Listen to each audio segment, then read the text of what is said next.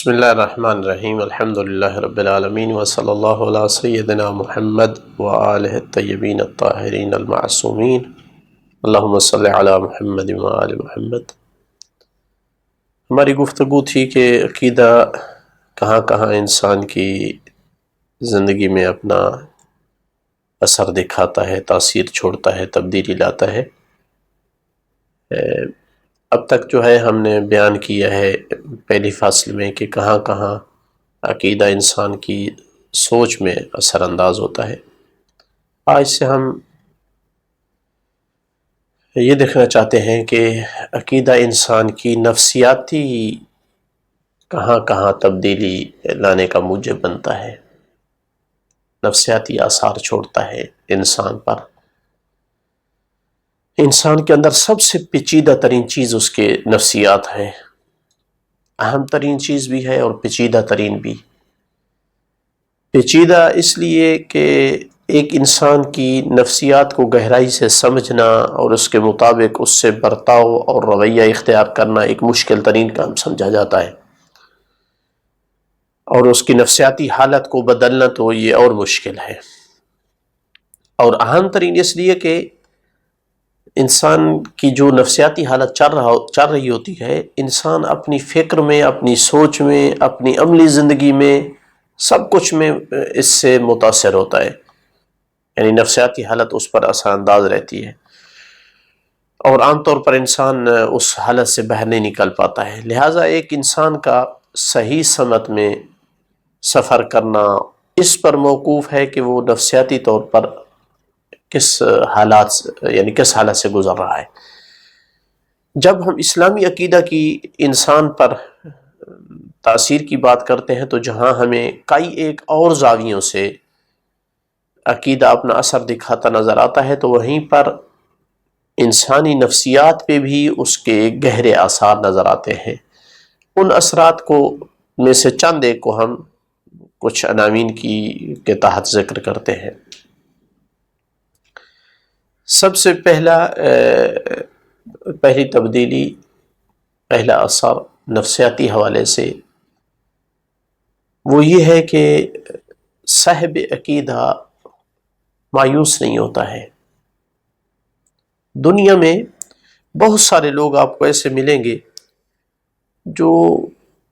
جن کی سائیکو یہ ہے کہ وہ بہت جلدی مایوس ہوتے ہیں، بہت جلد ہمت ہار جاتے ہیں، اپنے ہدف سے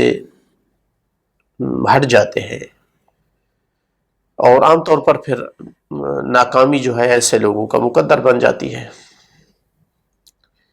لیکن جو انسان اس بات پر عقیدہ رکھتا ہے کہ میرے ذمے صرف کوشش کرنا ہے، اپنے اوپر جو فرض ذمہ داری ہے اس کو ادا کرنا ہے، جبکہ اسے انجام تک پہنچانا میرے خالق کا کام ہے، جو میرے حالات سے بخوبی واقف ہے اور ہر چیز پر قادر ہے، چاہے تو اس کام کو انجام تک پہنچائے، چاہے تو نہ پہنچائے، لیکن میرا فریضہ انجام آ جائے گا، ادا ہو جائے گا بہر صورت، چاہے جو بھی نتیجہ ہو۔ ایسا عقیدہ رکھنے والا انسان کبھی بھی مایوس نہیں ہوتا ہے، بلکہ ہمیشہ اپنے اس رب سے امید وابستہ رکھتا ہے کہ جو بے پناہ قدرت کا مالک ہے اور رحیم اور کریم ہے۔ جیسا کہ ہم دیکھتے ہیں ایک بوڑھا باپ ہے جناب یعقوب جیسا، اور عظیم الشان بیٹا جناب یوسف جیسا جدا ہو جاتا ہے۔ روایات میں 40 سال ذکر ہوئے ہیں، لیکن کبھی بھی جناب یعقوب نا امید نہیں ہوئے کہ اب میرا یوسف مجھے نہیں ملے گا۔ فرمایا یا بنی اذهبوا فتحسسوا من یوسف واخیہ ولا تیأسوا من روح اللہ انہ لا ییأس من روح اللہ الا القوم الکافرون۔ اے میرے بیٹے، جاؤ یوسف اور اس کے بھائی کا سراغ لگاؤ، اور رحمت خدا سے مایوس مت ہو، اس لیے کہ رحمت و لطف خدا سے صرف کافر قوم ہی مایوس ہوا کرتی ہے۔ تو اگر ہم اس امر میں توجہ کریں، یہ مایوسی والا پہلو، تو انسانی زندگی پر یہ عقیدہ کا بہت بڑا اثر ہے، کیونکہ کبھی بھی ایسے دو آدمی ایک طرح کی امید پر باقی رہ کر زندگی نہیں گزار سکتے ہیں۔ ایک وہ ہے کہ جو یہ اعتقاد رکھتا ہے کہ جو کچھ اس نے اپنے لیے کرنا ہے خود اسی نے ہی کرنا ہے، کوئی اور اس کا پشت پناہ نہیں ہے، اور پھر یہ بھی اس کی سوچ ہے کہ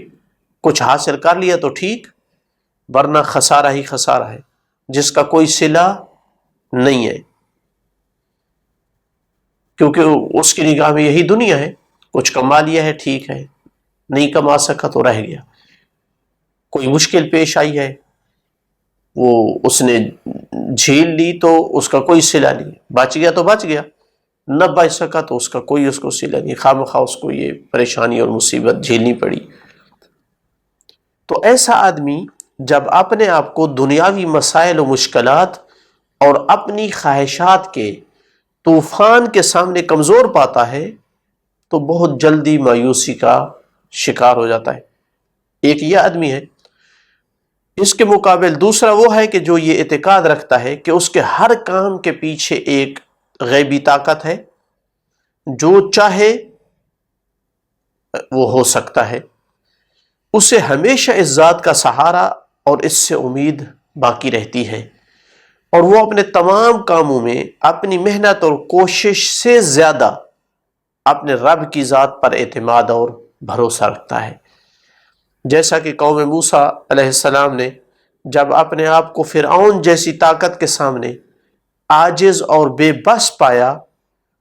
تو انہیں مایوسی سے بچانے کے لیے موسیٰ علیہ السلام نے پروردگار پر توکل کی نصیحت کی، یہ راستہ دکھایا کہ اللہ پہ بھروسہ رکھو، توکل کرو تاکہ یہ مایوسی کی طرف نہ جائے۔ فرمایا وَقَالَ مُوسَىٰ يَا قَوْمِ إِن كُنتُمْ آمَنْتُمْ بِاللَّهِ فَعَلَيْهِ تَوَكَّلُوا إِن كُنتُمْ مُسْلِمِينَ۔ فرعون اور فرعونیوں کا خوف چھوڑ دو۔ موسیٰ نے کہا اے میری قوم، اگر اللہ پر ایمان رکھتے ہو تو پھر اگر تم واقعی مسلمان ہو تو اسی ذات پر بھروسہ کرو۔ پھر اسلامی عقیدہ رکھنے والے کا مایوسی کی طرف نہ جانے کا ایک دوسرا سبب یہ بھی ہے کہ اس کی ساری دنیا یہی دنیا نہیں ہے، بلکہ اس کی حقیقت نگاہ دار آخرت پر رہتی ہے، جس وجہ سے وہ ہمیشہ یہی سوچتا ہے کہ اگر دنیا میں محنت اور کام کا صلہ اور نتیجہ نہ بھی ملا تو آخرت میں یقیناً ملے گا۔ اگر دنیا میں مصیبت پریشانی سے نہ بچ سکا، بیماری سے نہ بچ سکا، نقصان سے نہ بچ سکا تو آخرت میں اس کا صلہ ہے۔ اور تیسرا سبب جو ایک مسلمان کو مایوسی سے بچاتا ہے وہ اس کا یہ عقیدہ رکھنا ہے کہ دنیا میں ہر صاحب ایمان کی کسی نہ کسی طرح آزمائش ہونی ہے، چونکہ یہ دنیا دارالامتحان ہے، یعنی آزمائشوں کا گھر ہے، اور سنت الہی ہے کہ جو بھی یہاں آیا ہے وہ آزمائش کے بغیر نہیں گیا ہے، جیسا کہ ارشاد پروردگار ہے احسب الناس ان یترکوا ان یقولوا آمنا وهم لا یفتنون ولقد فتنا الذین من قبلهم فلیعلمن اللہ الذین صدقوا ولیعلمن الکاذبین۔ کیا لوگ گمان کرتے ہیں کہ انہیں یہ کہنے پہ چھوڑ دیا جائے گا کہ ہم ایمان لائے ہیں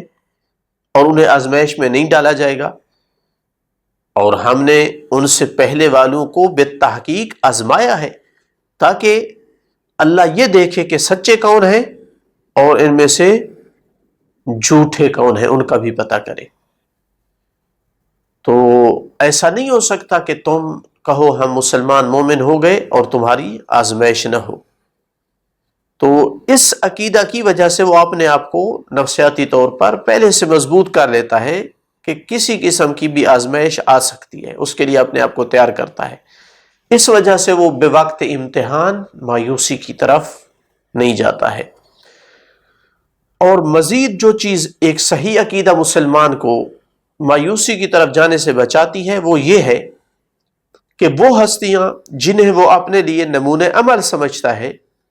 عقیدہ رکھتا ہے ان پر کہ یہ میرے لیے نمونہ عمل ہے، نبی اکرم صلی اللہ علیہ وآلہ وسلم، ائمہ علیہم السلام، اس کے سامنے ان پر آنے والی سختیاں، ان پر آنے والی پریشانیاں،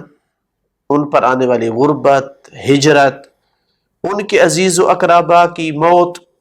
جیسی مصیبتیں، یہ سب کچھ ان پر آنا، یہ اس کو تسلی دیتا ہے کہ دنیا کی کوئی اہمیت نہیں ہے۔ دنیا کی اگر کوئی اہمیت ہوتی تو اللہ تعالیٰ اپنے ایسے بندوں کو پریشانیوں سے محفوظ رکھتا۔ اس سوچ کے نتیجے میں وہ دنیا کی کسی نعمت سے محروم ہونے پر مایوس نہیں ہوتا۔ اور ایک اور چیز جو انسان کو نفسیاتی طور پر مضبوط کرتی ہے، صاحب عقیدہ کو مایوسی سے بچاتی ہے، اس کا قضاء و قدر پہ عقیدہ رکھنا ہے کہ جو تقدیر لکھی گئی ہے، میرے ذمہ کوشش ہے جو تقدیر ہے، جو قضا حتمی ہو چکی ہے اس کے مطابق ہونا ہے۔ تو قضاء و قدر کا عقیدہ انسان کو کبھی بھی مایوس نہیں ہونے دیتا کہ یہ میری تقدیر میں لکھا گیا تھا، اللہ تعالیٰ نے یہ فیصلہ کر دیا تھا، اپنی طرف سے جو میرے ذمہ کوشش ہے وہ میں نے کی ہے، تو اس کے بعد جو تقدیر ہے وہی ملنی ہے۔ یہ چیز ایک صاحب عقیدہ کو مایوسی سے بچاتا ہے۔ عقیدہ کی اس تاثیر کو اگر تاریخ کے ہم زاویے سے دیکھیں تو بہت بڑی بڑی مثالیں ہمیں مل سکتی ہیں۔ ان میں سے ایک جنگ احد کا موقع ہے کہ جب مسلمان اپنے بہت سارے ساتھی شہید کرا چکے، 70 کے قریب، بہت سارے جو موجود ہیں وہ زخمی ہیں، شدید تھکے ہوئے ہیں، رات ہو چکی ہے، یعنی زخموں سے مسلمان بے چین ہیں، اتنے مسلمان زخمی ہیں۔ اس حالت میں کسی نے آ کے خبر دی کہ دشمن جمع ہو کر تمہارے اوپر پھر حملہ کرنا چاہتا ہے، اس سے بچو۔ اب عام طور پر ایسے حالات میں جلدی انسان مایوسی کی طرف جاتا ہے، راہ فرار اختیار کرتا ہے، لیکن اس خستہ حالت میں بھی، جنگجوؤں کی کمی کے باوجود بھی، اپنے آپ کو مسلمان جنگ کے لیے تیار کرتے ہیں۔ کس لیے؟ اللہ کی غیبی طاقت پر بھروسہ کرتے ہوئے۔ قرآن مجید نے ان کی اس حالت کو یوں بیان فرمایا: الذین قال لهم الناس ان الناس قد جمعوا لكم فاخشوهم فزادهم ایمانا وقالوا حسبنا اللہ ونعم الوکیل، جنہیں لوگوں نے کہا کہ وہ لوگ تمہارے لیے اکٹھے ہو چکے ہیں، یعنی دشمن،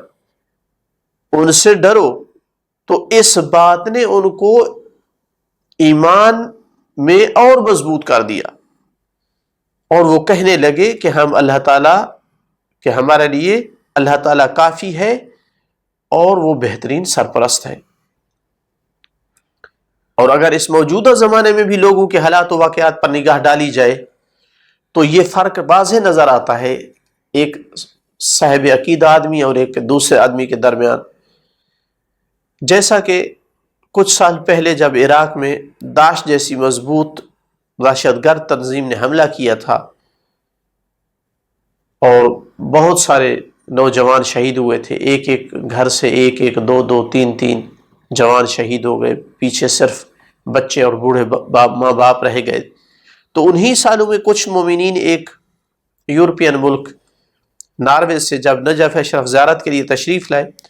تو ملاقات کے دوران وہ اس ملک کے ڈسپلن اور اس کی ترقی اور خدمات اور سہولیات کافی اس کا تذکرہ کرنے لگے کہ وہاں تو حکومت اپنے باسیوں کو سب کچھ میسر کرتی ہے، جس وجہ سے انہیں کسی قسم کی مشکلات کا سامنا نہیں ہوتا ہے، ساری خدمات بہت بہترین ہیں، لوگ انتہائی ڈسپلن کے مطابق زندگی بسر کرتے ہیں، حکومت کے کسی قانون کی مخالفت نہیں کرتے ہیں۔ جبکہ عراق جیسے اسلامی ممالک کی دیکھیں کتنی بگڑی ہوئی حالت ہے، دوسرے مسلمان ملکوں کی بھی اس پہ بہت نالاں ہو رہے تھے اور اس ملک کی بہت زیادہ تعریف کر رہے تھے۔ تو اسی اثنا میں جب ان سے یہ پوچھا گیا کہ وہاں اس ملک میں خودکشی کی صورتحال کیا ہے، تو بتانے لگے کہ وہ تو بہت زیادہ ہے، اتنی کہ اس کی روک تھام حکومت ناکام ہے۔ تو یہ سنتے ہی اہل محفل نے ان دو طرح کی زندگیوں اور لوگوں کی نفسیاتی حالت کا آپس میں مقایسہ کیا کہ ایک طرف سے وہ آدمی ہے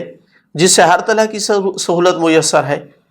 لیکن اس کے باوجود چھوٹی سی پریشانی یا ناکامی وغیرہ کی وجہ سے اپنی زندگی اپنے ہاتھوں سے ختم کر دیتا ہے، جبکہ دوسری طرف کثرت سے ایسے بوڑھے ماں باپ ہیں جن کی زندگی میں خاص جنہوں نے آسائشیں نہیں دیکھی ہیں بلکہ ہمیشہ مشکلات میں گزاری ہیں، اور سب سے بڑی مشکل اور ان کے لیے صدمہ کہ ان کے جوان بیٹے مثلا داعش کے خلاف لڑتے ہوئے شہید ہو گئے ہیں، تو ان کے لاشیں بھی ان کو میسر نہیں ہوئے ہیں، لیکن پھر بھی وہ اپنے خالق کا شکر ادا کرتے ہوئے، اس کا ذکر کرتے ہوئے مطمئن زندگی بسر کر رہے ہیں۔ یہ کس لیے؟ یہ صرف اس لیے کہ پہلے قسم والے آدمی کے پاس عقیدہ نہیں ہے جو اس کو مایوسی سے بچا سکے، جیسا کہ ایک سچے مسلمان کو اس کا عقیدہ مایوسی کی طرف جانے سے بچاتا ہے۔ اول اسلام میں بھی اس کی مثال ملتی ہے کہ جب مشرکین مکہ طرح طرح کی تکلیفیں پہنچا رہے تھے، مسلمانوں کو قتل کر رہے تھے، گھروں سے نکال رہے تھے، ہر طرح کا ظلم کر رہے تھے، تو کبھی بھی نظر نہیں آئے گا، نہیں ملے گا کہ اللہ کے رسول کو کبھی مایوسی ہوئی ہو۔ ہمیشہ اپنے صحابہ کو صبر کی تلقین کرتے اور اللہ کی رحمت کی امید دلاتے تھے۔ تو یہ تو عالم دنیا ہے کہ جہاں اتنا بڑا فرق ہے ایک عقیدہ اور غیر عقیدہ کے درمیان۔ جہاں تک عالم آخرت کا تعلق ہے تو اس کا تو واحد امیدوار صاحب عقیدہ ہے، سچا مسلمان ہے، جو ہمیشہ اپنے گناہوں پر نگاہ کرتے ہوئے ڈر جاتا ہے، لیکن جب بھی رحمت خدا پہ نگاہ کرتا ہے تو اس کی رحمت سے اس کی امید وابستہ ہو جاتی ہے۔ جیسا کہ کہا گیا ہے کہ ایک سچا مومن ہمیشہ وہ ہوتا ہے کہ جو خوف و رجا کے درمیان زندگی بسر کرتا ہے، اپنے گناہ دیکھتا ہے تو ڈر جاتا ہے، رحمت خدا دیکھتا ہے تو جنت کی امید رکھتا ہے۔ اگر اس کے سینے کو چاک کر کے خوف اور امید کو نکال کر تولا جائے تو دونوں برابر نکلیں گے۔ خلاصہ یہ ہوا کہ آخرت کا عقیدہ نہ رکھنے والا آخرت کی امید تو ویسے نہیں رکھتا ہے، وہ دنیا میں بھی جلدی مایوسی کا شکار ہو جاتا ہے، جبکہ مومن دنیا اور آخرت کے حوالے سے زندگی کے آخری لمحات تک اچھے نتیجے کی امید رکھتا ہے۔ اور آج کل خودکشی کا عام ہو جانا یہ عقیدہ نہ ہونے کی وجہ سے ہے یا